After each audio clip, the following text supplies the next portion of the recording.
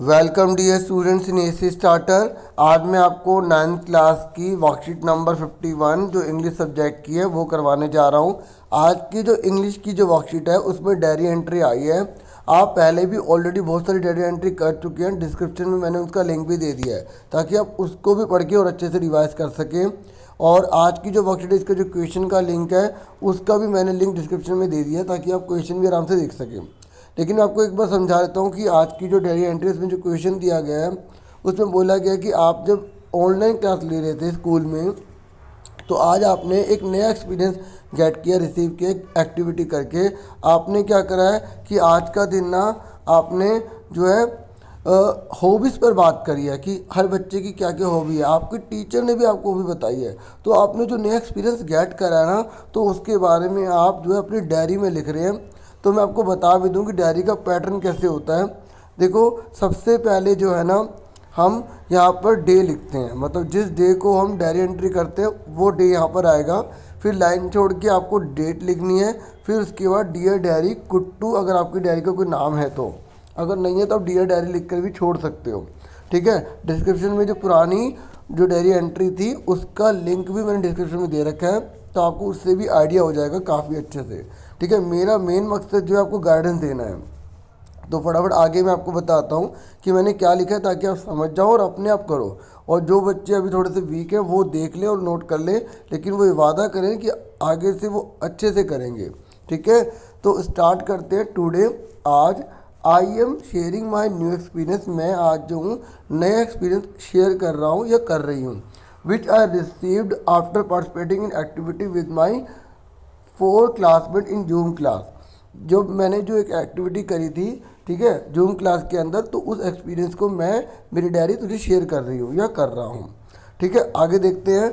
Today my online class was more interesting and funny than other days. ठीक है, मतलब ये कह रहा है कि आज जो है ना मेरी जो क्लास है ना वो बहुत इंटरेस्टिंग रही है, फनी रही है दूसरे दिनों के मुकाबले। अब ऐसा क्या हुआ? अब आप तो जानती हैं कि आज की जो उसकी क्लास हुई थी ना उसमें डायरी एंट्री के अंदर जो हम लिखने जा रहे हैं उसमें क्या हुआ, हॉबी के बारे में बात हुई थी। किसके बारे में बात हुई थी? हॉबी के बारे में। तो वही बता रही है कि आज की जो क्लास है ना उसे बहुत इंटरेस्टिंग लगी है। ठीक है, तो क्या बोला उसने? Our hobbies with our teacher. देखो ये लिखा है वी डिस्कस आवर हॉबीज़। हमने ना अपनी हॉबीज़ मतलब होता है शौक, हमने जो है अपने शौक जो है वो टीचर के साथ डिस्कस करें। ठीक है, देखो डबल मात्रा आती है हिंदी में, एक होगा तो दुख हो जाता है ना। तो ये हमें अच्छे से चीज़ें पता होनी चाहिए। आगे क्या है? अ हॉबी समथिंग, हॉबी होती क्या है ये हम डायरी को बता रहे हैं। हॉबी एक ऐसी चीज़ है विच अ स्टूडेंट, चाहे वो स्टूडेंट हो, ठीक है, और ए पर्सन, ये ए लिखा है, ठीक है, लास्ट में a, person does in his her, मतलब लड़का है तो हिज, लड़की है तो हर, फ्री टाइम। इसमें जो पर्सन है आपको भी दोनों लिखने हैं क्योंकि आप ये बता रहे हो हॉबी होती क्या है, चाहे वो लड़का और लड़की दोनों के लिए। जो फ्री टाइम में वो करते हैं ना उसे ही हॉबी कहा जाता है, जिसमें उन्हें एन्जॉयमेंट मिलता है उसको करने के बाद। ठीक है, ये करते हुए, ठीक है, इस तरीके से। और उसके बाद लिखा है it was a great activity to know the hobbies of other student. ये कह रहा है ये बहुत अच्छी एक्टिविटी थी क्योंकि मुझे दूसरे बच्चों की भी एक्टिविटी पता लग गई, मतलब दूसरे बच्चों की मुझे हॉबी पता लग गई कि दूसरे बच्चे को क्या क्या पसंद है। तो मैंने लिखा है फिर बाय दिस एक्टिविटी, इस एक्टिविटी से क्या हुआ, आई रियलाइज दैट, मुझे ये पता लग गया कि different person have different hobbies, कि अलग अलग व्यक्तियों की अलग अलग हॉबी होती है। ठीक है, व्हेन आई, उसके बाद क्या, व्हेन आई न्यू, जब मुझे पता चला, यहाँ KNEW है। ठीक है, क्या है बच्चों? KNEW है। ठीक है, न्यू लिखा है, यहाँ स्पेलिंग में इसके लिख देता हूँ KNEW।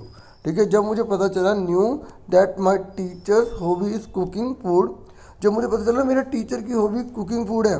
ठीक है, आई वॉज सरप्राइज, मैं हैरान हो गई या हो गया कि भाई टीचर, जैसे वो मेल टीचर है तो वो मतलब कुकिंग फूड करते हैं।